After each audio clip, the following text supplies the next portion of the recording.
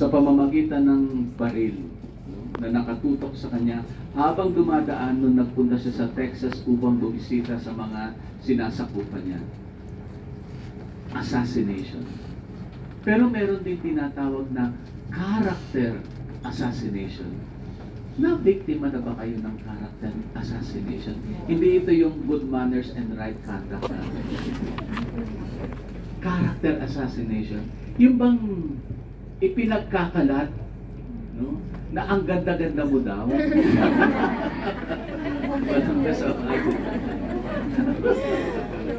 Character assassination. Yung nagkakalat ng hindi tama tungkol sa iyo. Na ikaw daw ay hindi nagbabayad ng utang, no? Na ikaw daw ay nanlalait sa iyong kapwa domestic helper, no? By the way, nung Webes, bumisita ako sa Thailand, biktima ng character assassination. At dahil sa assassination na yon, ay nakulong siya. Bakit? Yung kapwa niya Pilipina ay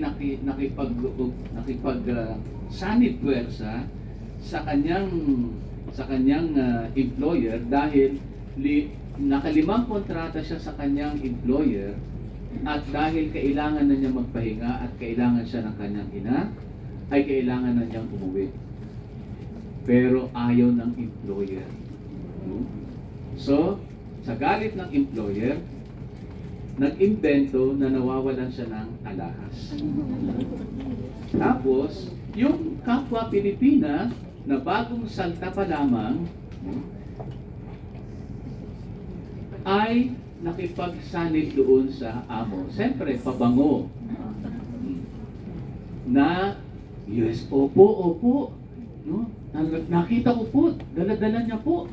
No? Maski tingnan niyo sa CCTV camera, wala namang nakita yung mga pulis sa CCTV. Pero napagbintangan na. So ngayon, nakapiit sa Thailand. Kaya sabi ko sa consulate, andito si Mr. Baldon. Mr. Baldon, no? Imbestigahan natin itong Pilipinang ito. No? Kasi hindi maganda, no? Na sinet up niya yung kapwa Pilipina niya sa bagay na hindi niya ginagawa. Of course, kailangan pa rin talagang mapatunayan na hindi niya ginawa yun. Pero wala talagang nakita yung pulis na alahas. Saan nakita yung alahas? Andun sa kwarto ng amo. Na-misplace na lang siguro. Pero siyempre, may nakatanim na sa kanyang na aalis yung kanyang domestic helper, hindi niya matanggap, siguro mahirapan siyang humanap ng parehas na serbisyo at bait at sipag, no? Pero ganun ang ginawa, no, sa kanya. So, mag-ingat sa kapwa ninyo kasama na domestic helper. Huwag namang gawin yung ganyan. No? Huwag mag-inggitan, huwag magsiraan. No? Character assassination. Ito yung nangyari kay Jesus. Sa dinami-dami, kaya nga hinahabol siya ng mga tao, sinabi sa Ebanghelyo, ni pagkain nga hindi na siya makakain kasi dinudumog siya ng mga tao at kahit saan siya magpunta, ay pumupunta yung mga tao. Bakit? Yung bulag, nabigyan ng paningin. Yung hindi makalakad, muling nakakalakad.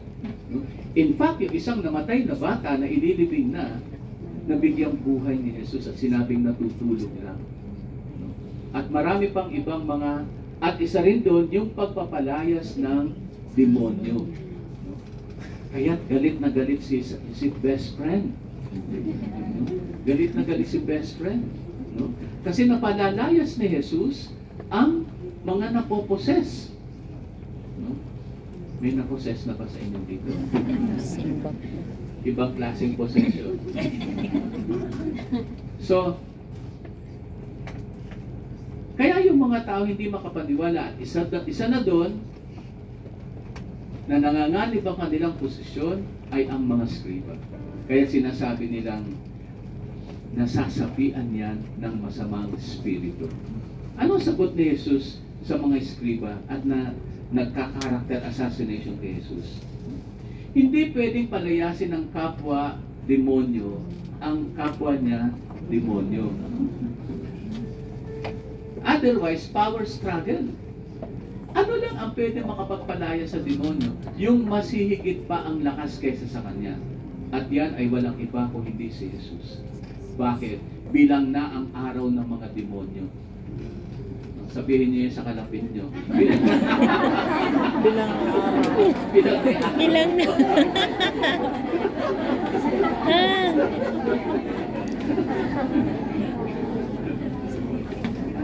So gagawa at gagawa talaga ang demonyo ng iba't ibang paraan para malinlang si Jesus at ang mga tao na hindi sumunod sa Kanya at maniwala Hindi sa ko pa yung Kanya. nakita. Nakita mo. Hindi alam ng mga eskriba na sila rin ay naging alagad na ng demonyo. Sinasabi, no, kapag hindi mo daw matanggap yung bagay na kahinaan mo o kapansin-pansin sa iyo, gagawin at gagawin mo yan sa iyong kapwa-tao. No, ipoproject mo.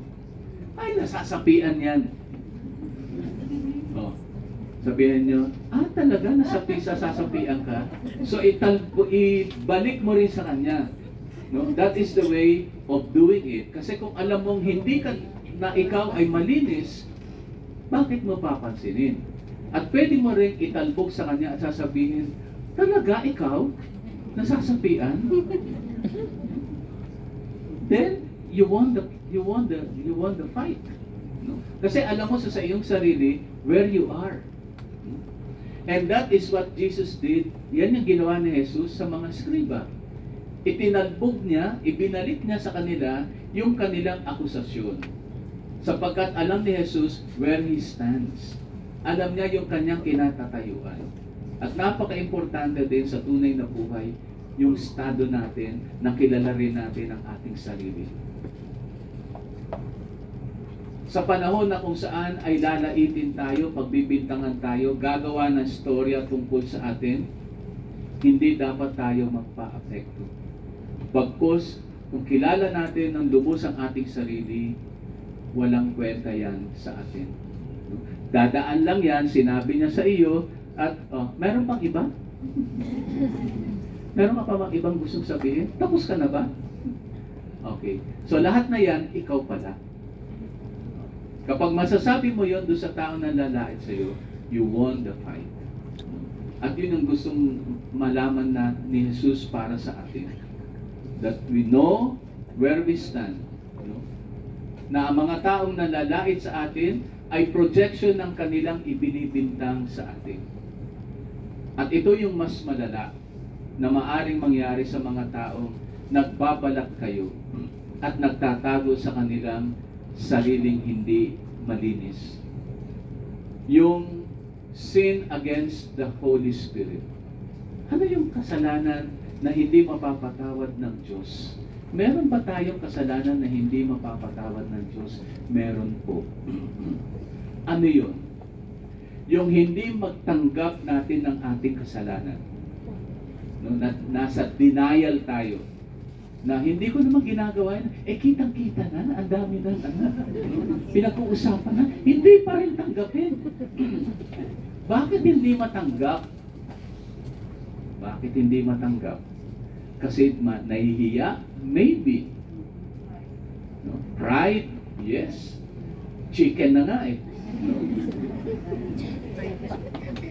Nahihiya. Hindi matanggap. At paulit-ulit na lang na ginagawa.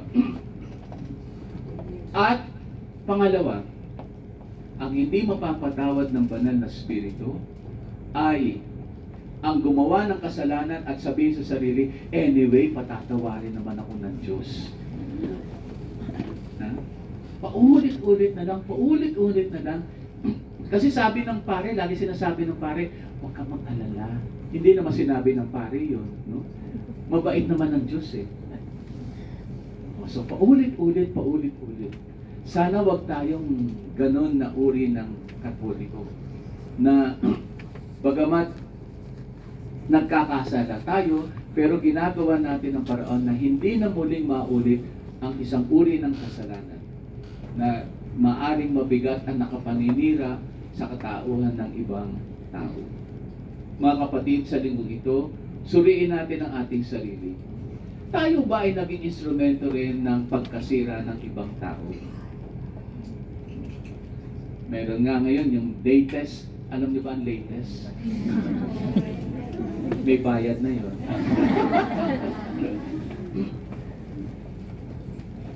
Ano yun yung nanitira ng pamilya? May term doon yung naninira ng pamilya. Yung kapag inagaw mo yung asawa ng may asawa, hindi, may term doon Family wrecker. Family wrecker, tagasira ng pamilya. Yung ikaw yung naging sanhi na nagkahiwalay yung mag-asawa, nagkaroon ng gulo sa pamilya, pati ang mga anak ay naapektuhan. Family wrecker. Ikaw ba ay naging sanhi? That is also a way of kasiraan, no? Yung assassination of a family. Kung ikaw ay naging sanhi ng bagay na yun. No? Meron ba tayong kasalanan na hanggang ngayon hindi natin matanggap-tanggap? Hanggang ngayon ay hindi rin natin maalis-alis sa ating sarili na para bang naging habit na kapag sinabi yung kasalanan na yun, ako po yung father. At very proud pa. Sana wag naman.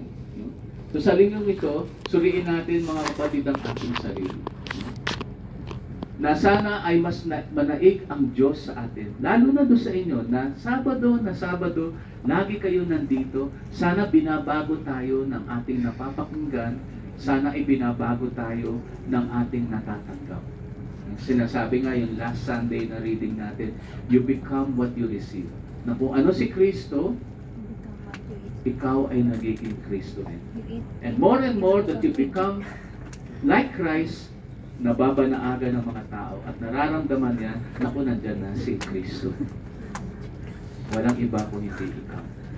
Sapagkat nababanaagan nila, nararamdaman nila, nadidinig sa iyo, nakikita nila sa iyong mga gawa, at sa iyong pananalita, ang pananalita mismo ni Kristo. Mga kapatid, pag-ingatan natin yung ating sarili.